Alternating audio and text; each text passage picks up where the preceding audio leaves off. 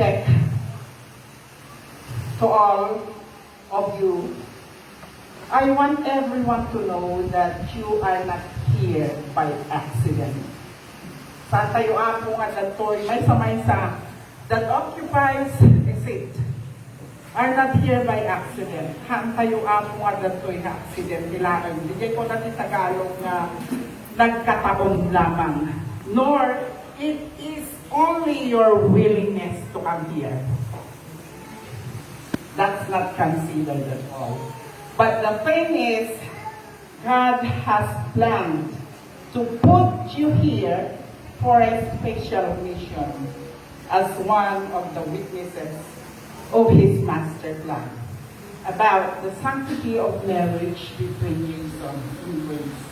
You know, if we consider tayo di kayo worthiness tayo, we are all not qualified to be here. If we consider our self-interest and self-will and our self-worthiness, nobody of us is qualified to be here. Because this is a special mission or a call from our Lord. Every one of us responded to that call, being witnesses of one of the most master plan of the Lord, but the sanctity of marriage. Each one of us, including me as Jason's mother, not just an ordinary witness, but being co-hearers of Christ. God has sent you here. God has sent each one of us here because you are and we are all witnesses of His miraculous creation about the sanctity of marriage. So while I am brainstorming my message, I noticed about the names of these two, Jason and Mary Grace. I believe that Manang Auring and me did not plan alone. That the names we're going to name our children when they were born. I believe that since each one of them were born, God already had prepared names for them. Their names have the same thing in common. Jason's name is Jason Godfrey. And Mary's name is Mary Grace. So both of their names have the relationship, or there is a connection or correlation of the Lord with them. Jason Godfrey and Mary Grace Gracia. It is amazing that the Lord, since the very start, had tailored these names together. It makes me believe not only as Jason's mother, but though they had both trod in different pathways of their lives, they are meant for each other. And how significantly both of their names has the name God in them. But then I would not go farther than that because I could see that my husband is smiling at me. Jason, to be fair with him, Jason is Jocelyn's actual son. And Jason was originally born on Good Friday. That's why it's Godfrey. I know Mary is Jesus' mom. And Grace is the grace of the Lord. Grace that keeps on moving in each one of us as we walk as Christian believers. So each path has its own characteristics and destination. If we are talking about marriage, it's a journey that involves a selection of many paths. Hindi pa nangasawa ka kabsat, may isa nga panagbiyahe, may isa nga panagdalyasat, ngati masangwalan na ado na iyak sa sangangagalgalan. But then its path has its own characteristics and destinations. And there are challenges along the ways that couple with its path. Data yung kanatiyasawa na, naglalo namin siya na bayagan ang mutay na nita. Nga ado tiyak sisinggalot nga dalan. So, as of our lives, the same true with love. It is not always Jason and Mary Grace. Love or marriage is not always chocolate and roses. But the thing is, as long as both of you let your love always prevail, everything would be alright. Uray no kata no ti umay nga bigat. No adaan tayo tinapudpud no kanaanos nga ayat. Awan iti makuna nga bigat nga dungter. But then marriage is a cooperative venture in which two people are developing a oneness at the same time. And these two people, and these are you, Jason and Mary Grace, and these two people are maintaining and enhancing their own individuality potential, looking back at the cross of Jesus. A Christian marriage, listen to this, is a commitment involving three individuals. Jason, husband, Mary Grace, wife, and Jesus Christ. Kanayon nga talo dayta, it is a pledge of mutual submission because marriage is also one of the greatest schools of learning in life. No nakiasawa ka, this marriage will become the school of learning to both of you. School of learning, for it can be a place where for a husband and wife are refined.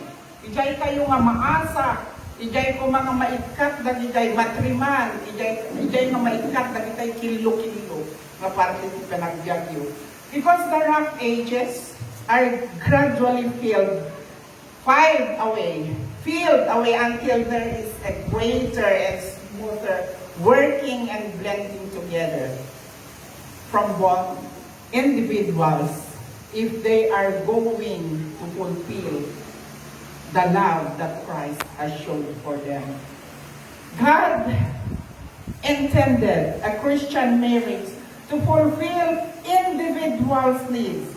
Kasi lagyan na ibasa ni dati Bible ng Kaliomon. In Genesis 2:8 and 24, God says, "It is not good for a man to be alone. I will make him a helper." That's what the Lord said. Suitable for him. So, no matter what the world, the earthly world says, Mary Grace, Jason, anak ko, God made Mary Grace to be suitable for you. For this cause a man shall leave his father and mother and shall cleave to his wife, and they shall become one flesh. So from this passage, we understand that marriage brings about completion.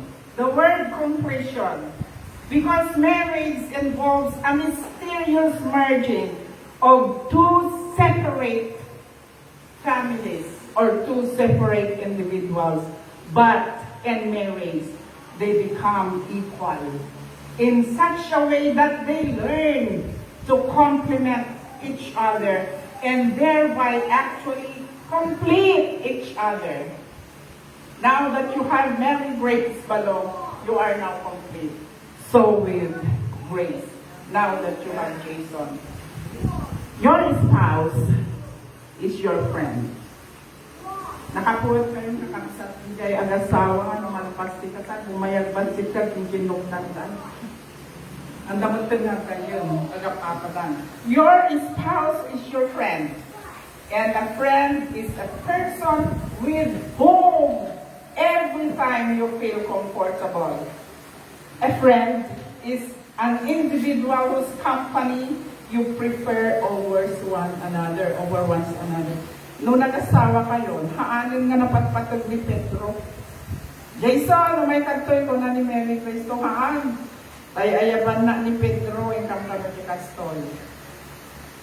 Your friend, your spouse, is a person who is always you can count on.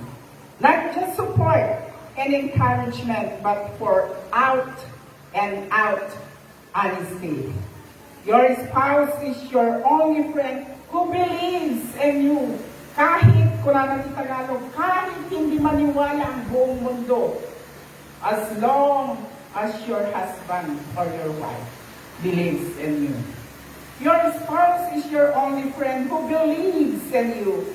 He or she shares some of the same beliefs about your potential, your dreams, and your concerns. But then, life is life. Aglalo tatatay pa lang dito yung no matter how deep your love for each other, certain phases of marriage tend to create difficulties for a couple. Kaslangan no, nag-sweet kayo at kasalahan kayo kung mga kinontra, kinagapa. But then, ano na dito tayo, hantay mapagpakadaan, nga umay, nga saan nyo, nga saan nga pagkinawatan na dito'y nangasawa. So you need always to have this. When those times would come on your ways as a married couple, you need always to have this. Number one, I guess I have this towards laughter. Laughter. Learning how to laugh and developing a humor can give balance to a daily life. No, di kaya asawang mga babae, kasla, Biyernes Santo, di ka na yung marupan na. Ay, talagang sunti, uray di kaya kumalang magkulting kanya na. So you need to laugh. Because laughter balance, all the discomforts of daily life. Look for the humor in a situation instead of letting it tear you apart. Tulad doon nga, nagbasil nga banag. Kahit kayo maging kinatawa, but then flip onto the other side. Look for laughter or humor. And then, like ito timayin sa ka-importansya, talk, conversation. That is interesting and very informative and contains information and emotions as one asset of marriage. Haan nyo nga maamuan no inyo ti kasapulan ti maysa kung maysa no awan ti agtag tagari. Lula duma nila kay ko han nakayagtag tagari. Ya action ka na umaamon nga mag-study ti action na. So nga you need to have that form of communication, not only verbally. Kung nakalagay pasyente kan estudyante. The best way to formulate communication is to listen. Listening. Tapno magod mo niya kasapulan na. Open and honest communication that is free from fear of revealing one's own feelings, of interfering in the feelings of others is very important. Dahil may tatlo, it's a very common word ng nagrigat ka aramigan. Dato'y ayat. Dahil sa o nga love. Love because love involves caring. Love and marriage does not involve only the signing of your marriage contract, but a genuine, caring, intimacy, panaghalat, trust, and commitment. Consistent large and small sensitive behavior convey love just as the words do. Involved in love is liking your spouse and desiring to be always with him or her. So marunong din adaptability. Agad just kayo, di maysa kan maysa. It involves acceptance of your spouse's uniqueness. Amok na ni Mary Grace at dati ugali na nga very unique. Adamot ugali na ni Jason nga very unique. You need to adjust with each other's uniqueness. That's adaptability.